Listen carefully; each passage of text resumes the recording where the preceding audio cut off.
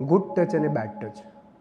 એક બાળક જ્યારે પોતાના મા બાપથી થોડુંક પણ દૂર જવા માંડે, પછી સ્કૂલે હોય, કોઈક ફ્રેન્ડ્સને ત્યાં હોય, પોતાના કઝિન્સને ત્યાં, એટલે મા બાપ સૌથી પહેલાં એને ગુડ ટચ અને બેડ ટચ શીખવાડે છે. બહુ સારી વસ્તુ છે.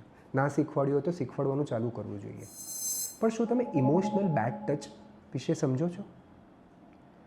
આપણે જ્યારે નાના હોઈએ ત્યારે ઘણા રિલેટિવ્સે જાણ્યા અજાણ્યામાં કેટલાકે તો સેડિસ્ટિકલી ક્રુઅલી આપણને પજવવા માટે જ આપણને ન ગમે એવી વસ્તુ આપણી સાથે વારંવાર આપણને કીધેલી હોય.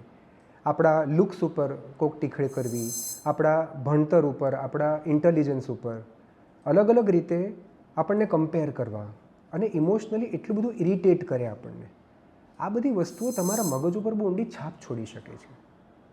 જે વ્યક્તિ સાથે ફિઝિકલ બેડ ટચ થયેલું હોય નાનપણમાં, એ જાણતું હશે કે એક અબ્યુઝરને ભૂલવો કેટલી અઘરી કે અશક્ય વસ્તુ છે. એનો ટ્રોમા જિંદગી આખી તમારા વ્યક્તિત્વને હંમેશા માટે બદલી નાખે છે અને સમાજને જોવાનો તમારો લેન્સ હંમેશા માટે ડિસ્ટોર્ટેડ રહે છે. ઇમોશનલી બેડ ટચથી પીડાયેલા લોકોની હાલત આમના કરતાં પણ 5 થી 10 ગણી ખરાબ હોય છે.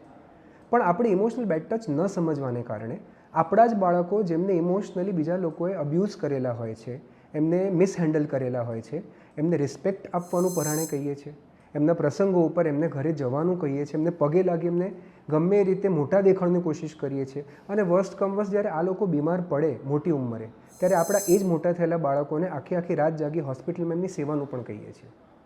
ઇમોશનલ બેડ ટચ એ માણસના મગજ ઉપર બહુ ખરાબ વિકૃતિ ઊભી કરી શકે છે.